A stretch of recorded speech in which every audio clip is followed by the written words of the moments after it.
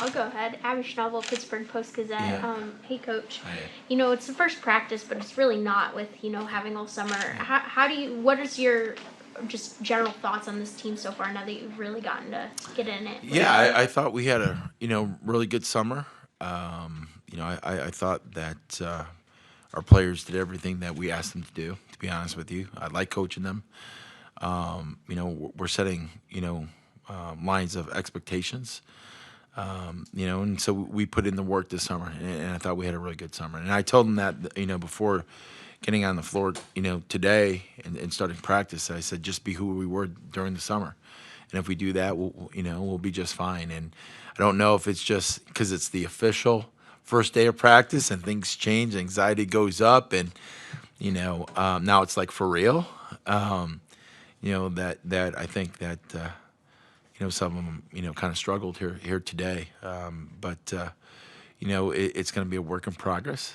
We're going to grow, and if we were perfect here today, I'd be extremely bored this year. So. We do have a lot of things to work on, to be expected. As long as we grow and get better from one day to the next, I'll be really happy with that. Hey, Coach, Jeff Hathorn from KDK Radio Yes. here in Pittsburgh. How have you seen the four that remained kind of gravitate to what you were talking about, and have they helped lead in that respect? They have. The four returners have been exceptional throughout the summer and throughout the fall. Their leadership, they wanted structure. They wanted discipline. They wanted to have high expectations, and they're getting all of that, and they've been very responsive, and they want to win, and they're doing everything possible to making sure that we continue to improve each and every single day. And I like their effort. I like their want to. I like their leadership. And like I said, it's going to be a work in progress. But I love, who those returners are and what they're about. Dominic Campbell, Pittsburgh Sports Now. You added 2 players over the summer, like some summer transfers in Raven and Iona. What can you say about those players and what the status of them is? Yeah, Ioana transferred from Kansas, then to Oklahoma State, and so she's currently going through the waiver process. So we're still in a wait and see. She's extremely talented. I hope that she gets cleared, and because she will impact us immediately, which would be very helpful. And then the other one that Raven, I believe that she's still going through the process as well. So we're in wait and see right now, and we don't know anything. But you can bet once we hear anything back about those guys and where they stand, we'll let you know. Of your 5 transfers, 4 of them have Power 5 experience. Yeah. How beneficial is that when you're kind of building a new team? It's that's the reason why we brought them in. They have experience, and we want to lean on them, and we hope that they're going to put themselves in a position to help really move this program. We wanted to bring in experienced players and have a more of a balanced attack, and those guys, even though they're they have experience, this is all still new to them and what we're doing. But I think that we'll see the fruit of their labors here in the coming weeks. Ari Meyer, Pitt News. So you brought in a lot of players from transfers, some freshmen. Mm-hmm. How, with a team made up of so many new players, how do you work on the cohesion of the team coming from so many different backgrounds, whereas some other teams might have a more consistent over the years? Yeah. Great question, first of all. And, I didn't have any choice to bring in. I brought in, obviously 6 new ones because I didn't have any other choice, right? We had 4 returners. We had 2 freshmen. So we had to bring in, another 6 to have a team, to have bodies, and so forth. And so my job as coach, like we came on many different ships. We're all in the same boat now. And so my job is to create that cohesiveness And that's been something that we've been working on, since the summer, from, individuals and some of the team practices that we've had. You get some of that chemistry on the court, but also it's about what we do off the court. And we have gone, and whether it was an amusement park that we've gone to, whether, my team's been to my house several times, just having a barbecue, just getting out there, getting to know them getting to know me, who's Coach Verdi off the court. I think they're getting a sense for who I am on the court, but really having the opportunities to develop that rapport and relationship with them so that as we go throughout this year, my whole goal is for them, to have some mental toughness, number one, but number two, my goal is for them to really be acceptive, to constructive criticism. And I think a lot of times players have the tendency to deflect when they don't know who they're dealing with, as far as the coaches go. But if they know that I'm coming at them purposely to make them into the best basketball players that they could possibly be, then they're going to be accepted to what I'm saying. What about the new coaches and administrative staff? Like, similar question, just. Sure. in regards Yeah. to- I mean, it's all new, right? I got in, and it hasn't even been 6 months, and my job is to hire nine staff, staff of 9 people and 6 players, and so it's been, it's been quite the off season. Let's just put it that way. But I'm really happy as far as the cohesion goes. I'm super excited about my staff. When you go through my staff, I mean, I hired nothing but experience, and that's what I needed to do. I couldn't hire coaches who weren't experienced because I can't take the time, especially in the ACC, right, which I think is the best conference in the country. I can't take time to coach them up and then also coach my team up. And so I had to go out and I had to hire experienced coaches, and my 3, assistant coaches, have 18 years or more of experience. And so, but more importantly, besides their experience, they're great people, and that's what I wanted to bring. I want our players to see the love and respect that we have for as a coaching staff, because when we go down on the floor, they know whether or not you're connected, and they need to see how much we respect one another, and how much we want to be successful here. And then obviously, once they see that, and they're going to buy into what we're doing here. Coach, obviously you have a lot of different players from different backgrounds. Sure. That are cohesing together, but what's a staple of what will fans notice about your teams when they take the court? Yeah, I think our whole goal is, and I've said this all along. I don't know how many games we're going to win this year, but my goal and my objective is when people watch us, and when they leave at the end of the game, they're going to be proud. They're going to be proud, and they're going to say, you know what, that team plays the right way, and God, they're tough. Because there's so much that you can control in this game.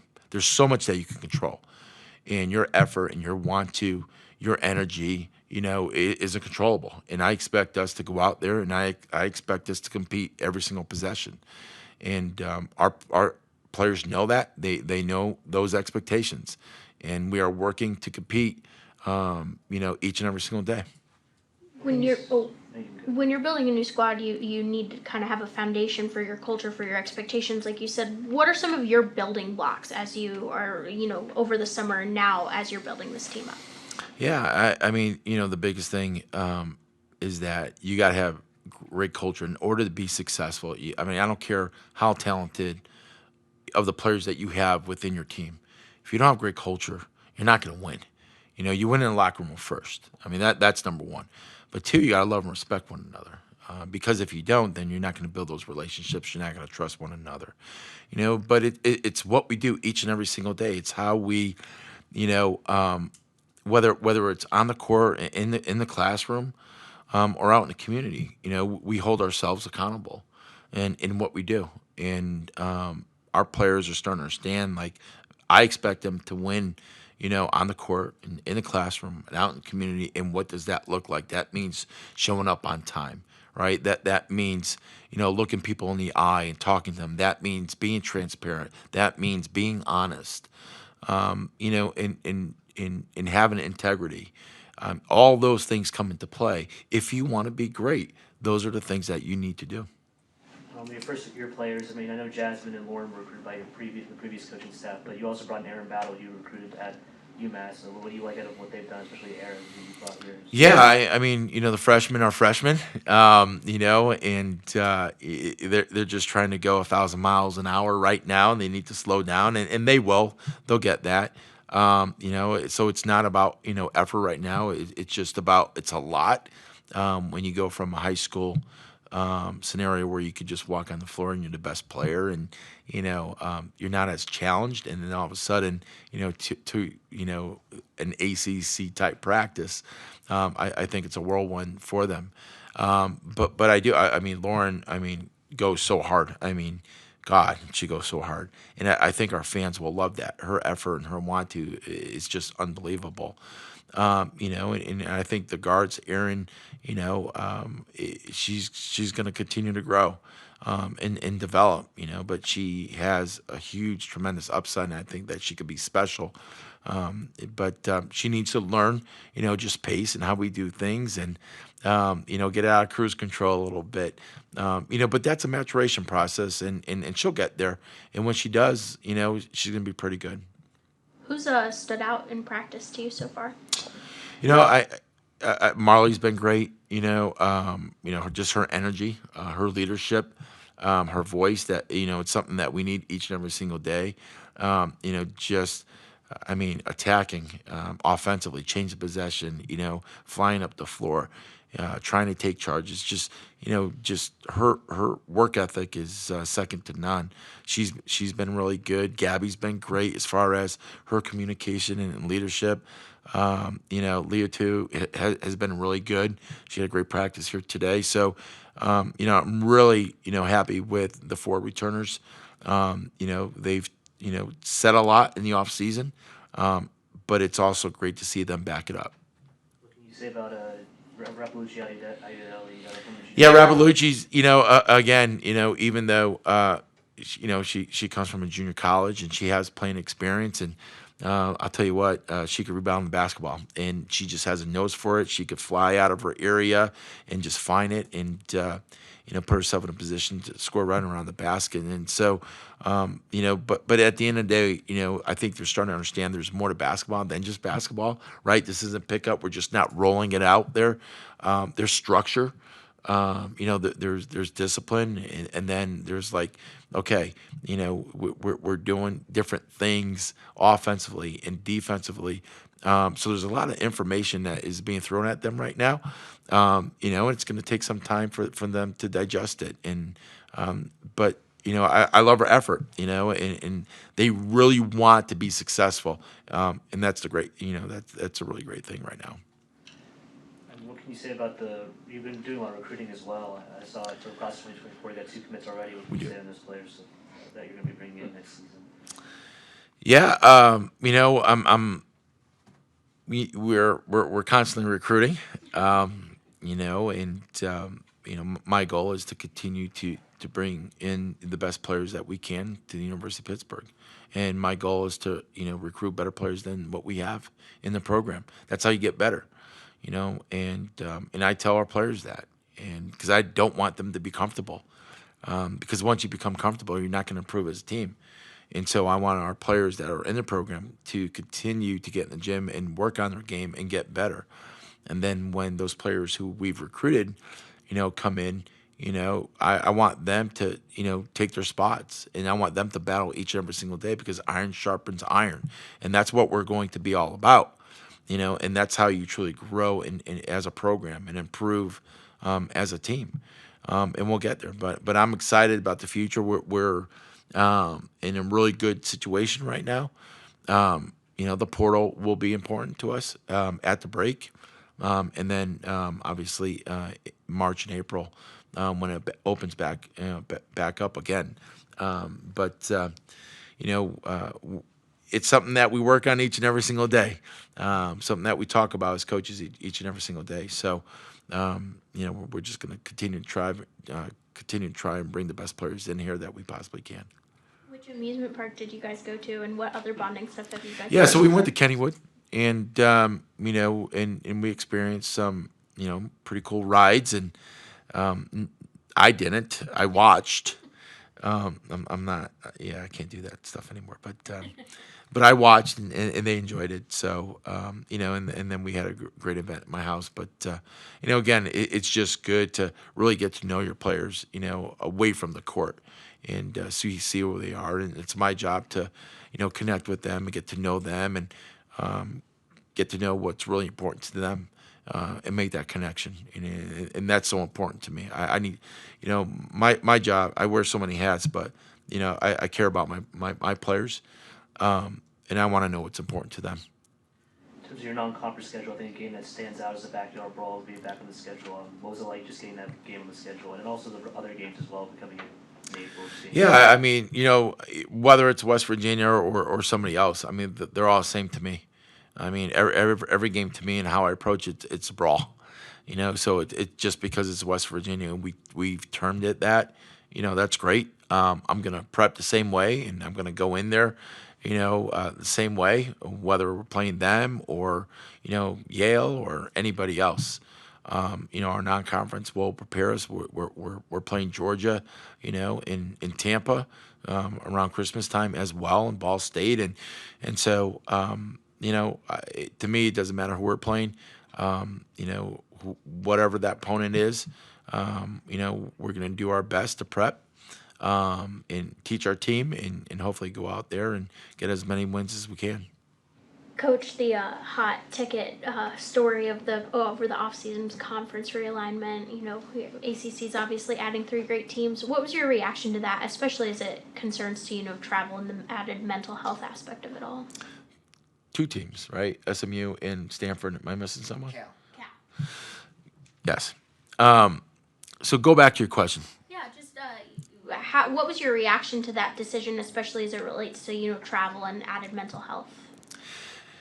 I mean, I mean, good thing we charter, I guess. I mean, we're going to be flying all over the country, right? And so I guess what's another couple of hours to go to the West Coast, and hopefully, we'll have partners or however we do it. And when we go to the West Coast, we play both, Stanford and Cal at the same time, and then come back to the East or, Northeast. But mental health is so important, and so. And that's why it's my job as the head coach there to really connect with our players and understand where they are and how they're feeling about things, and having conversations. So but there will be a lot of time spent on flights going back and forth. But regardless of who we're playing and where we're playing, we just need to go out there and figure out how to win basketball games.